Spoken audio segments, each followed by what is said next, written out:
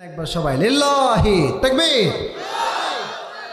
একজন প্রশ্ন করেছে, হুজুর ছেলে মেয়ে উভয়েই রাজি, 18 বছরের নিচে কি বিয়ে করা যাবে? আবে যাবে রে। আচ্ছা, প্রশ্ন করেছে, আমি একটা, কেউ হাসবেন না, আমি পড়া ট্রাই করছি। আমি একটা মেয়ের সাথে দীর্ঘদিন ধরে রিলেশনশিপে আছি এবং আমাদের ভুল ক্রমে মানে খারাপ কাজ তারা করে ফেলেছে। এখন মেয়ে হাসলে তো উত্তর দেওয়া যাবে না, এটা বাস্তবতা তো যুবক ভাইরা, এটা হয়ে যায় যুবক ভাইরা গুনাহের জন্য, ঠিক কিনা বলো? আচ্ছা, এখন সে লিখেছে মেয়ের পেটে 5 মাসের বাচ্চা আছে, এখন বাচ্চাকে নষ্ট করে ফেলবো নাকি গ্রহণ করব? নামও সে উল্লেখ করেছে, নামটা আমি পড়ছি না। দেখেন যুবক ভাই, অন্যায় এত বেশি করা যাবে না যে অন্যায়ের বোঝাটা অনেক ভারী হয়ে যায়। আমি একটা কথা বলতে চাই। আপনি যখন এই ফেব্রুয়ারি মাসে এখানে আসছিলেন, সেটা হচ্ছে যে জয়পুরডাঙ্গাপাড়া, তখন আমি হাত তুলছিলাম, তখন সুযোগ পাই নাই।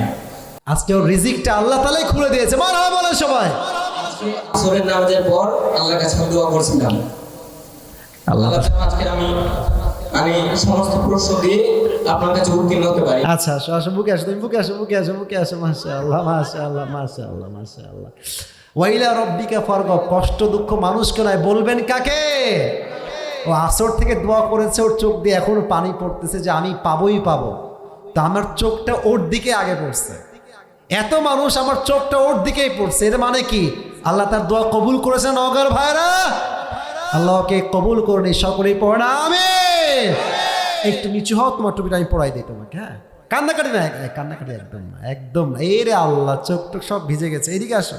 না না, একদম না, একদম না, একদম না, একদম কাঁপাকাপি করো না। মাশাআল্লাহ মাশাআল্লাহ মাশাআল্লাহ মাশাআল্লাহ। বসো, তুমি বসো, আমার সামনে বসো, স্যারের কাছে বসো। স্যার আপনার ছাত্র, এই 3টা কথা আমি বলি, এখনো শেষ হয় নাই। এই 3টা কথা আমি জিজ্ঞেস করব, যদি কেউ প্রশ্নে আটকায় যায় তাকে আমি 3বার সুযোগ দিব। অর্থাৎ প্রশ্ন হবে 9 থেকে 10টা বা 8টা বা 7টা, যে কয়টাই হোক, সুযোগ পাবেন 3বার। 3বারে পারলে আপনি 5 টুপি আপনার হয়ে যাবে। আর হ্যাঁ, যে আসবে, যখন সে উত্তর দিয়ে দিবে, আপনার সবাই মিলে এক বাক্যে বলবেন মারহাবা। না, এক বাক্যে হয় না, আরেকবার, লেটস প্র্যাকটিস টুগেদার, বলেন সবাই মারহাবা। এই 3টা ব্যাখ্যা কে দিতে পারবে? দাঁড়িয়ে যাও। হ্যাঁ, দাঁড়িয়ে গেছে 2জন। তুমি আসো, তুমি সবার আগে হাত তুলেছ, যে আগে হাত তুলবে তার হক অধিকার একটু বেশি, যুবক ভাই, ঠিক কিনা বলো? আচ্ছা, ও আসতেছে, ওকে সবাই একটা স্বাগতম হিসেবে বলেন সবাই মারহাবা। আচ্ছা, একটা কথা বলি, এটা মিডিয়ার ভাড়া রেকর্ড দিচ্ছে তো, রাগ করবেন না, এটা সবাই দেখবে কালকে। আচ্ছা, তো আপনারা এমন জোরে মারহাবা বলবেন যেন, দাঁড়ায় থাকো, এমনভাবে মারহাবা বলবেন যেন প্রত্যেকটা জেলার মানুষ বুঝতে পারে যে নওগাঁর মহাদেবপুরের যুবকরা, মুরব্বীরা কাপুরুষের সন্তান নয়, সব বীর পুরুষের সন্তানগুলো আমার সামনে বসেছিল, ঠিক কিনা বলে? তুমি ওই হ্যান্ড মাইকটা নাও, ওই যে হ্যান্ড মাইকটা দেখা যায়, ওই হ্যান্ড মাইকটা নাও, সবাই একটা সালাম দাও জোরে সোরে।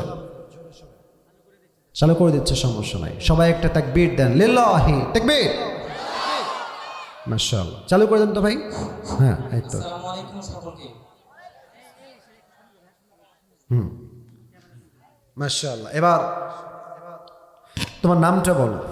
আমার নাম মোহাম্মদ মুশফিকুর রহমান, আমার বাসা হচ্ছে খাজুর, আমার স্ত্রী সম্মানিত শিক্ষক মাশাআল্লাহ, বসে আছে, সারি বসে আছে তোমার পাশে। মাশাআল্লাহ, আল্লাহ তাআলা তাকে নেক হায়াত দান করুন, সকলে পড়া আমিন। আল্লাহ স্যারকেও কবুল করুন, সকলেই দিল খুলে পড়া আমিন। আচ্ছা প্রিয় ভাই, তুমি বলো যে আজকে আমরা কত নম্বর পারার থেকে তাফসীর শুনেছি? 30তম পারা। মারহাবা বলেন। হ্যাঁ, এই তো সাউন্ড হচ্ছে, ভেরি ভেরি অ্যামেজিং, মাশাআল্লাহ। তুমি বলো এই সূরাটা কত নম্বর সূরা? এই সূরাটা হচ্ছে 94তম সূরা। এই সূরার আয়াত সংখ্যা মোট কয়টা? এই সূরার আয়াত সংখ্যা হচ্ছে 8টা। মারহাবা। এই মার দিব কিন্তু, বলে দিল ওখান থেকে, ঠ্যাং ভেঙে দিব রে। এদিকে তাকাও, এই সূরার রুকু সংখ্যা কয়টা বলো? রুকু সংখ্যা হচ্ছে 1টা। মারহাবা। এই সূরা কি মাদানী না মাক্কি? মাদানী সূরা। না না, আবার তাই পারবে পারবে, এটা কি সূরা ভাই? আবার বলো, ভুল হয়েছে। এই বলেন না আপনারা, মাক্কি সূরা। মারহাবা বলেন সবাই। আপনারা বলবেন না, এটা আদবের সঙ্গে বলছি, এটা বেয়াদবি। এতবার বলার পরে আপনারা কেন বলবেন ভাই? ও বলতে আসছে, পরীক্ষা তো এইটা। পরীক্ষার হলে যে কেউ বলে তাদের বাটপারি হয়ে যাবে যুবক ভাইরা, ঠিক কিনা বলো যুবক ভাইরা? আচ্ছা, এবার তুমি বলো এই সূরা মোট কয় ভাগে বিভক্ত? এই সূরা হচ্ছে মোট 3 ভাগে বিভক্ত। মারহাবা বলেন। প্রথম ভাগ আল্লাহ নবীকে কি কি নিয়ামত দিয়েছেন, তাই না? বলো কি কি নিয়ামত দিয়েছে, খুবই সহজ। নিয়ামত হচ্ছে নবীর পিঠে যে বোঝাগুলো ছিল সেগুলোকে সব দুশ্চিন্তা মুক্ত। হ্যাঁ, মারহাবা মারহাবা। আরেকটা বলো। তারপরে হচ্ছে খুবই সহজ, খুবই সহজ। দিলকে, নবীর দিলটাকে প্রশস্ত করে দিয়েছে। মারহাবা মারহাবা মারহাবা। শেষটা তো একদম সহজ, আমি তো আকাশ বাতাস দিয়ে তুলনা দিয়ে দিয়েছি শেষটা আমার একটা। বলো, পারবা? পারবা। তাকে আকাশ পাতালের চেয়ে সবচেয়ে মানে মর্যাদাবান করেছে। মারহাবা বলে। ভাই, ও একজন জেনারেল ব্যাকগ্রাউন্ডের ছাত্র, যা পারবে এটাই হচ্ছে নূরুন আলা নূর, আলোর উপরে আলো। আমি আসিফ হাফেজ, আমি কয় মাদ্রাসায় পড়াশোনা করেছি, আমাদের ব্যাপারটা আলাদা, আমাদের লাইনটা কেটেছে এই লাইফে। ওর লাইফটা ওই রকম নয়, ও যা বলছে বলেন সবাই মারহাবা। এবার তুমি বলো নবীকে আল্লাহ তাআলা 2 নাম্বার ভাগে কি দিয়েছেন এই সূরাতে? খুবই সহজ বলেছিলাম, কি না ও বলবে, আমি শেষেরটা বলে দিলাম। 2 নাম্বার ভাগটা হচ্ছে কি? সান্ত্বনা। বলেন সবাই, কি না? সান্ত্বনা। কষ্টের পরে রয়েছে সুখ। মারহাবা বলেন সবাই। এবার তোমার শেষ কথা, এটা পারলে তুমি পুরো সূরাটা মুখস্থ করে ফেলেছো, বলতে পারবা নবীকে 3 নাম্বার আল্লাহ কি গাইডলাইন দিয়েছে? 2টা গাইডলাইন কি কি ছিল? নির্দেশনা দিয়েছে। হ্যাঁ, কি কি নির্দেশনা দিয়েছিলেন? 1 নাম্বার যে ফ্রি সময়গুলো পাবে হ্যাঁ। ওর রিজিকে ওটা ব্যয় করতে হবে। হ্যাঁ, এবার হচ্ছে সুবহানাল্লাহ, আলহামদুলিল্লাহ, লা ইলাহা ইল্লাল্লাহ, আল্লাহু আকবার। মারহাবা মারহাবা মারহাবা। আচ্ছা, শেষ গাইডলাইনটা কি ছিল? খুবই সহজ। শেষ গাইডলাইন হচ্ছে যখন আমরা ভেঙে পড়বো অথবা মন থেকে হতাশাগ্রস্ত হব, তখন আমাদের পরিবারের লোককে না জানিয়ে আগে আল্লাহ তাহাজ্জুদের নামাজে আল্লাহর কাছে চাইতে হবে, ইনশাআল্লাহ আমাদেরকে দিবেন। হয় নাই মন মতো মারহাবা। আরেকবার বলেন মারহাবা। আল্লাহকে দিনের দায়ী হিসেবেই কবুল করো, সকলেই পড়া আমিন। ক্লাসে ভালো ছাত্র, ক্লাস 8 পড়ি। ক্লাস 8-এ পড়ো তুমি, ভালো ছাত্র। কারণ ভালো ছাত্র না হলে সব বলতে পারে কেমনে? একবার বেঁধেছে ওটা কোনো ব্যাপার না, যা পেরেছে ভালো পেরেছে, মাশাআল্লাহ, অ্যাপ্রিসিয়েটেড। আল্লাহকে ইসলামের খাদেম হিসেবে ওমরে ফারুকের মতো কবুল করুন, সকলেই পড়া আমিন। আমি একটা কথা বলতে চাই। হ্যাঁ। আপনি যখন হচ্ছে এই ফেব্রুয়ারি মাসে হচ্ছে এখানে আসছিলেন, সেটা হচ্ছে যে জয়পুরডাঙ্গা পাড়া, তখন আমি হাত তুলছিলাম, তখন সুযোগ পাই নাই। আজকে ওর রিজিকটা আল্লাহ তাআলাই খুলে দিয়েছে, মারহাবা বলেন সবাই। আজকে আসরের নামাজের পর আল্লাহর কাছে আমি দোয়া করছিলাম, আল্লাহ আজকে আমি সমস্ত প্রশ্ন দিয়ে আপনার কাছে উত্তীর্ণ হতে পারি। আচ্ছা, আসো আসো, বুকে আসো, তুমি বুকে আসো, বুকে আসো, বুকে আসো। মাশাআল্লাহ মাশাআল্লাহ মাশাআল্লাহ মাশাআল্লাহ। ওয়াইলা রব্বিকা ফারগব। কষ্ট দুঃখ মানুষকে নয়, বলবেন কাকে? ও আসর থেকে দোয়া করেছে, ওর চোখ দিয়ে এখনো পানি পড়তেছে যে আমি পাবোই পাবো। তা আমার চোখটা ওর দিকে আগে পড়ছে, এত মানুষ আমার চোখটা ওর দিকেই পড়ছে, এর মানে কি? আল্লাহ তার দোয়া কবুল করেছেন। নগর ভাইরা, আল্লাহকে কবুল করুন, সকলেই পড়া আমিন।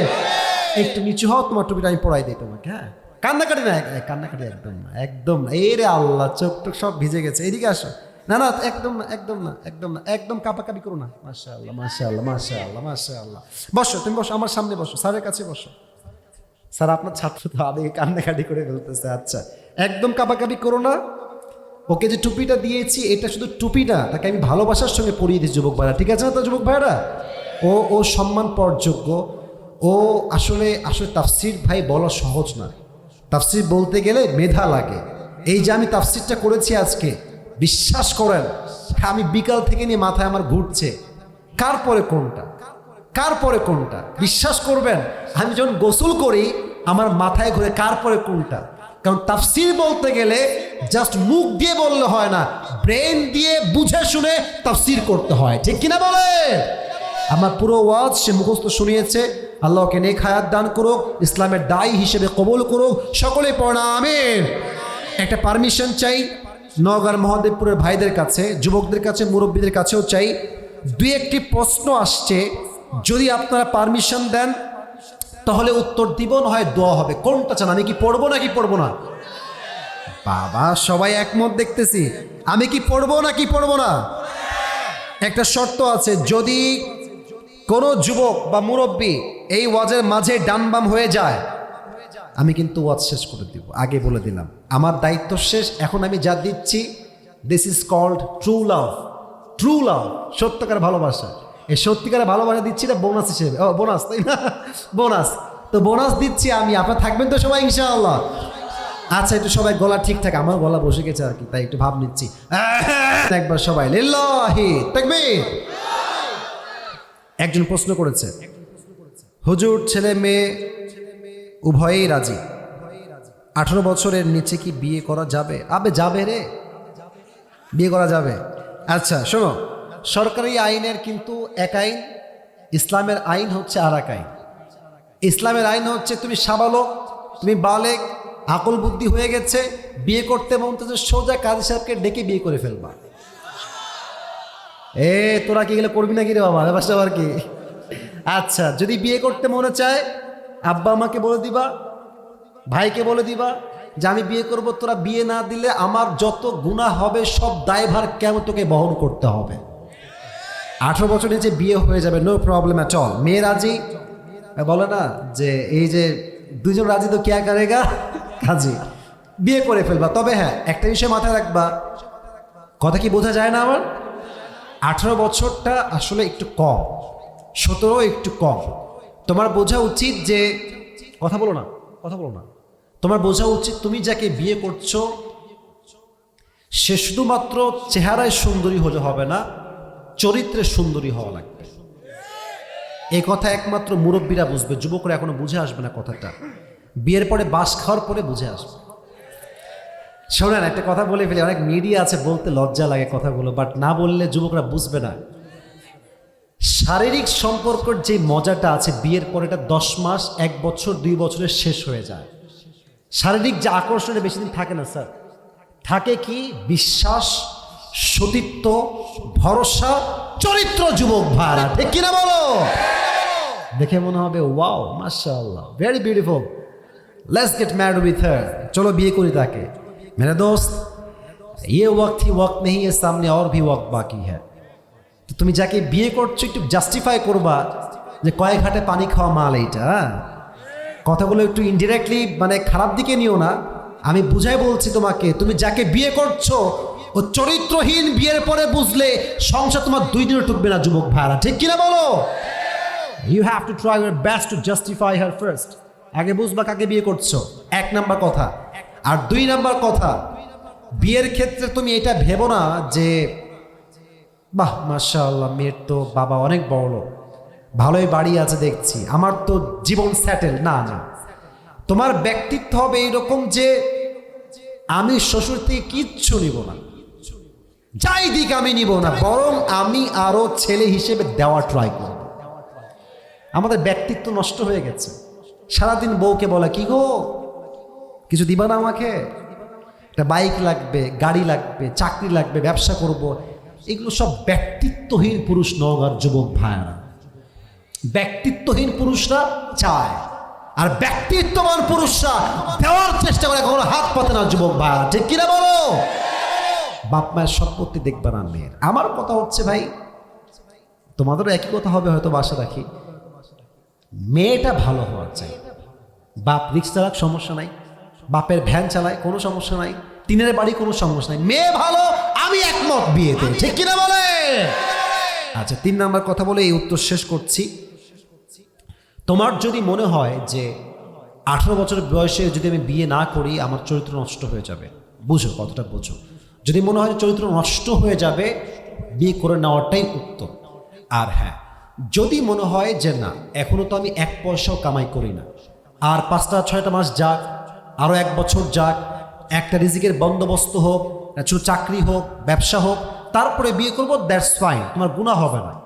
তবে চেষ্টা করতে হবে রিজিকের সামান্যতম সোর্স হলেও রাখতে হবে, যে আমি মাসে অন্তত 10,000 টাকা হলেও কামাই, আমার বউকে নামে একটা সুন্দর জীবন কাটাতে পারবো, এটা জরুরি, এটা সুন্নাহ। বাকি আবেগের বয়সে বিয়ে করলে, বেশি আবেগ দিয়ে বিয়ে করলে বিয়ে 1 মাসের বেশি টিকবে না যুবক ভাইরা, ঠিক কিনা বলো? আল্লাহ যুবককে বোঝার তৌফিক দান করুক। সকলেই জবান করে পড়ছি আমিন।